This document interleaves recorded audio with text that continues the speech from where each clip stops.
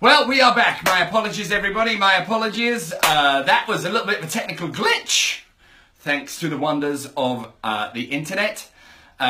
So, let me start again, because a lot of people are going to watch this not necessarily live, so I'm going to start the whole thing over again.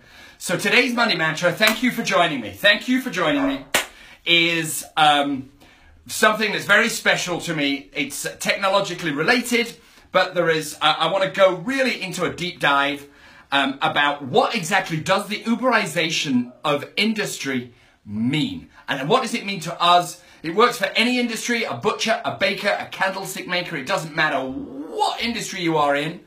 But I want to talk about some of the techniques that we can use to kind of enhance this technology that is just kind of, it's taking over so many aspects of so many different parts of all industries that I can think of. The Uberization, well, first of all, I said this before, but I'm going to say it again. I hope all the fathers out there had a wonderful Father's Day. What's up, Bonnie? What's up, CJ? A lot of you guys have come back online. Thank you very much. The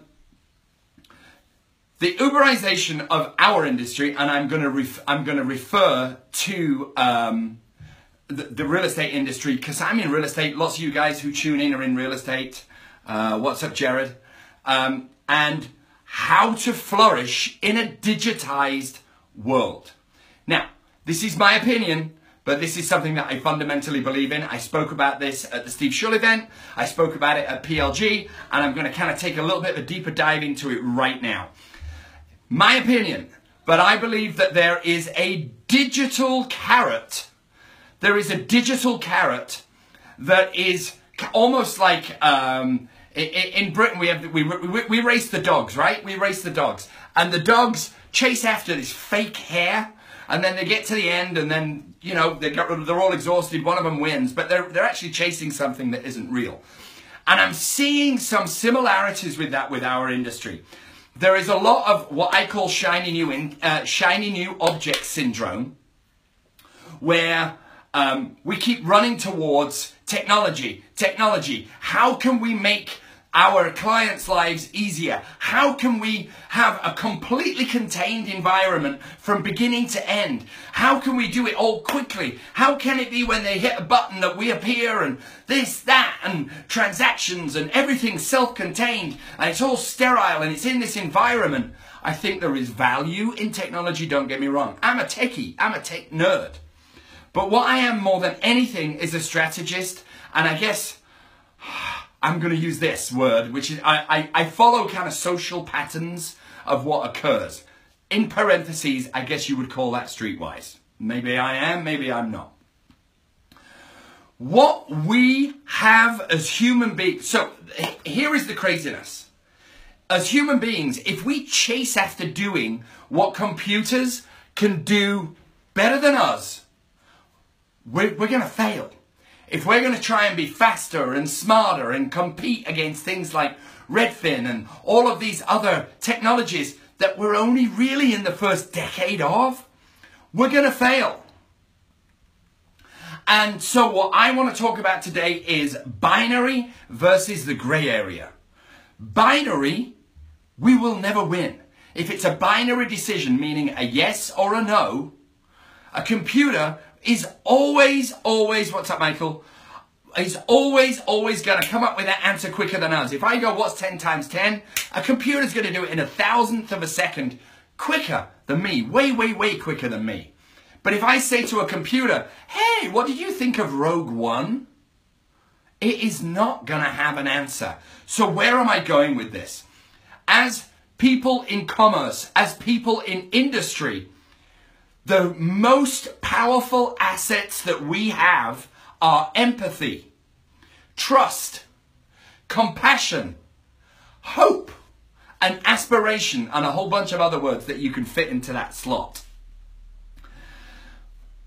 There is this movement in the real estate industry where the industry needs to be Uberized. It needs to be Uberized. I don't consider myself somebody that can be Uberized. Meaning, am I just going to be conveniently available? Yes, of course I'm going to be available to clients and agents and real estate professionals. But am I literally going to be at the end of an iPhone app? No, I am not. I think as real estate agents, and I read this article in Inman. This article in Inman was really great, and it says we as real estate professionals should consider ourselves much more of a family asset. For example, I have 3 children. If one of my kids gets sick, I'm not going to hit an Uber doctor for the most convenient doctor that's around the block. I'm going to go to someone that knows my family, that I like, that I trust, that has empathy for me, that is going to only want the very best for me and my family.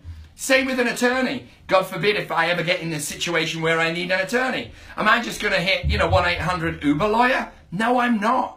I'm going to go after someone that has worked with people I know, that is trusted by people I know, that is liked by people I know, that has empathy for my family, that wants the best for my family, and that aspires to deliver the best service. Now, a lot of what I'm talking about is not new, right? But I believe there's a smoke screen going on with shiny new object syndrome. And what I implore everyone to do is get in front of their clients with personal interaction. I'm going to come back to some techie ways to do that in a minute.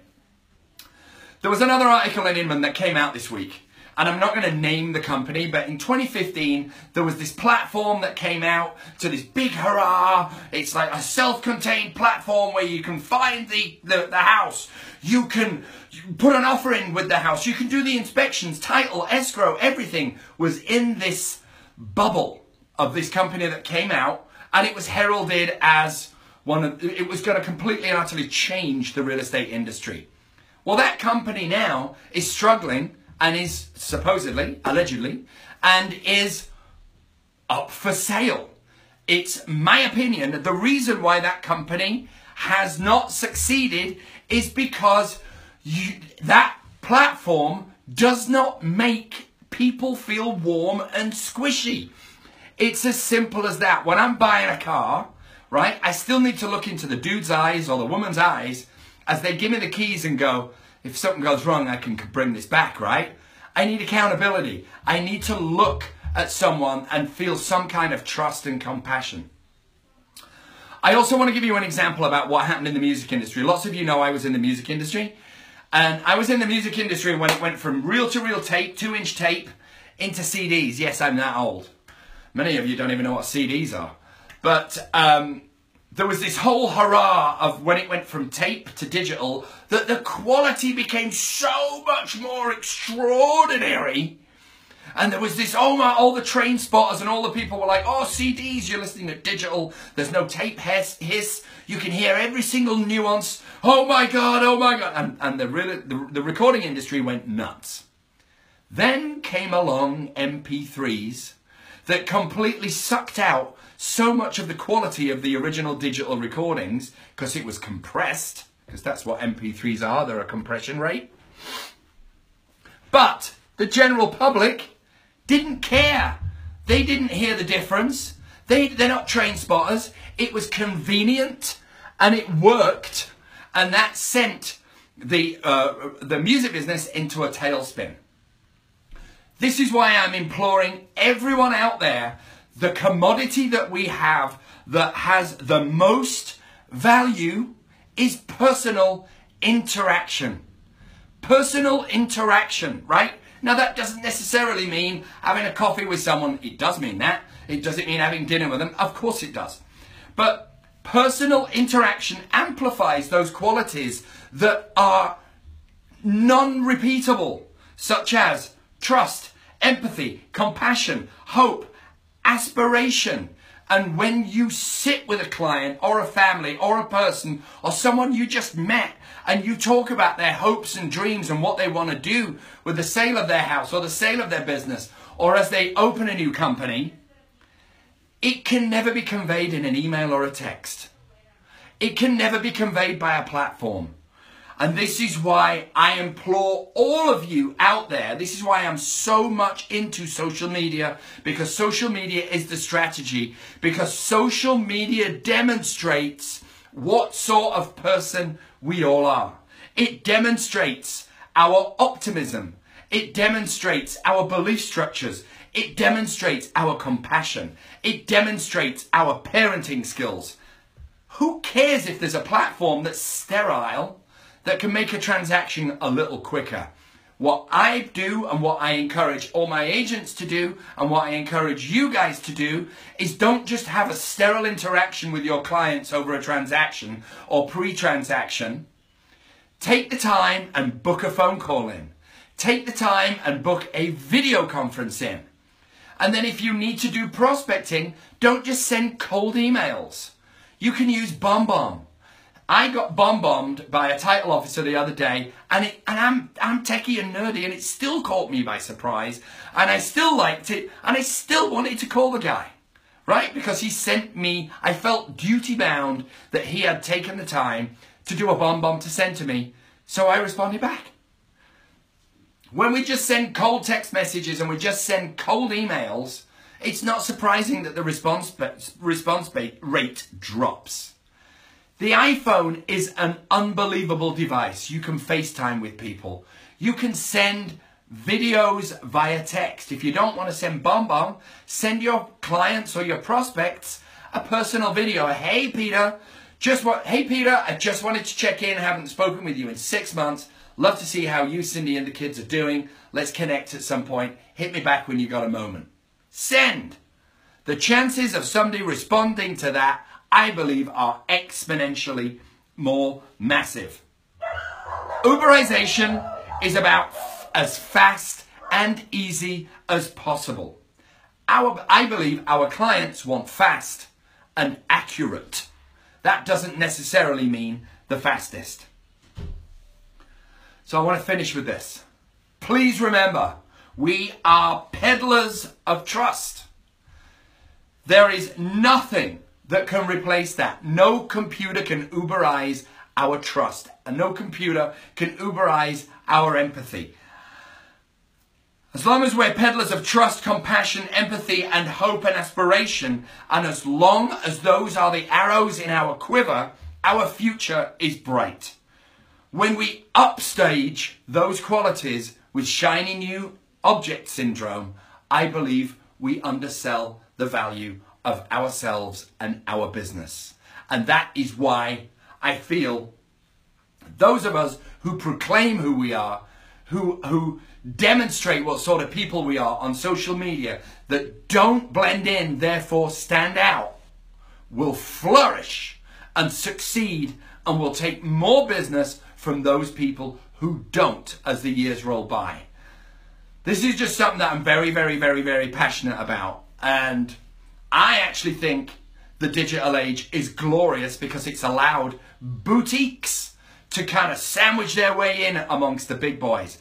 Case in point is this, the fashion industry. Boutiques are flourishing better than they have done in years, and the giants are filing for bankruptcy. I think that is just a precursor to everything that's going to be happening in global commerce. It's reverting back to niches. It's reverting back to those people who have a voice. So I'm going to shut my voice up right now. Hey, thanks very much for tuning into another Monday Mantra. Got a bit of a sweat going on this one. And I appreciate all of you. I appreciate your comments. I'm going to be doing a Monday Mantra live at some point where you guys shoot me questions. In fact, you know what? I'm going to do it next Monday. Next Monday, I'm going to do Monday Mantra live where you shoot me your questions. Well, this is live anyway. But you shoot me your questions and I'm going to answer them. So we'll do that next week. Oh, hallelujah. Have a wonderful week, everybody. And I will see you out there in the zeros and ones. You guys rock. Go kill it this week. And I will see you all on Monday Mantra next week. Muchas gracias. Adios.